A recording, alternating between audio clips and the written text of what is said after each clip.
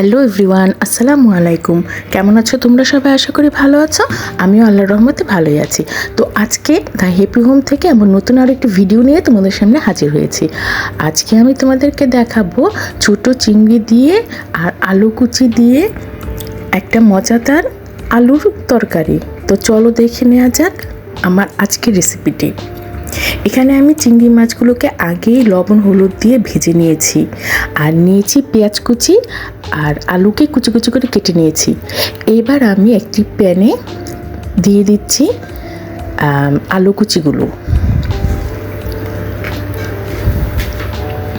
সাথে দিয়ে দিচ্ছি 1 কাপ পরিমাণে পেঁয়াজ কুচি। এখানে কিন্তু পেঁয়াজ কুচিটা আমি একটু বেশি পরিমাণে নিয়েছি।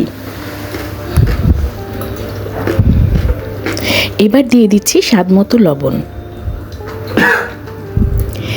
দিয়ে দিচ্ছি 1 চা চামচ হলুদের গুঁড়া, 1 চা চামচ মরিচের গুঁড়ো, আর দিয়ে নিচ্ছি 1 চা চামচ ধনিয়ার গুঁড়া।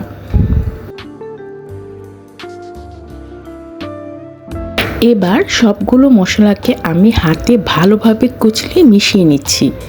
এটা মাখাটা আমি হাতেই করে নিচ্ছি, আর হাতে করে নিলে এটা ভালো হয়।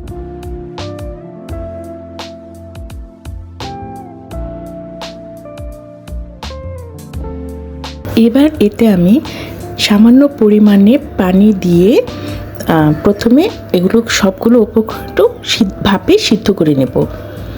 ঢাকনা দিয়ে ঢেকে দিলাম। দেখো পেঁয়াজ আর আলুটা সিদ্ধ হয়ে এসেছে।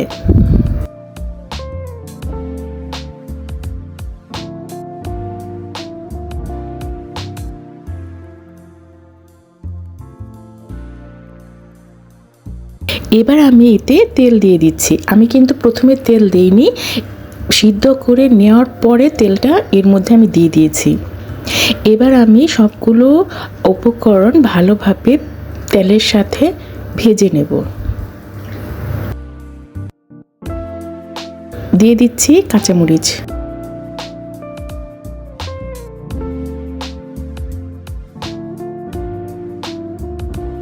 এবার দিয়ে দিচ্ছি চিংড়ি মাছগুলো,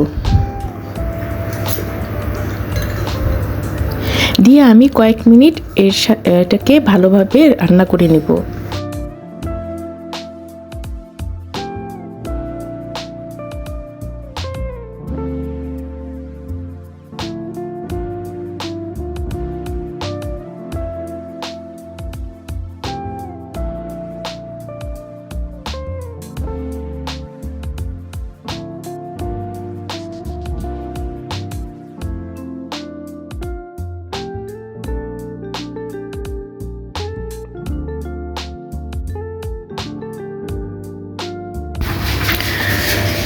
তরকারিটা কিন্তু আমার ভালোভাবে কষানো হয়ে গেছে। এবার আমি পরিমাণ মতো পানি দিয়ে নিচ্ছি। পানি আমি এতটুকুই রাখবো।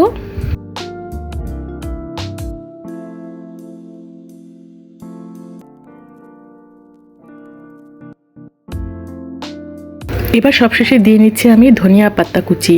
ধনিয়া পাতা কুচিটা দিয়ে আমি কিছু সময়ের জন্য ঢেকে রান্না করে নিব।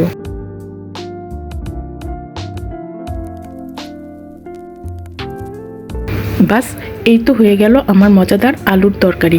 তোমরাও এভাবে বাড়িতে রান্না করে দেখতে পারো। তরকারিটা কিন্তু খেতে ভীষণ মজাদার হয়। তো আমার ভিডিওটি আজ এ পর্যন্ত। যদি ভালো লেগে থাকে লাইক কমেন্ট শেয়ার করতে ভুলো না। আর আমার চ্যানেলটিতে যারা নতুন আছো তারা অবশ্যই চ্যানেলটি সাবস্ক্রাইব করে নেবে। তো আজ এ পর্যন্তই, দেখা হবে আমার অন্য কোনো ভিডিওতে। ওকে, আল্লাহ হাফিজ, আসসালামু আলাইকুম।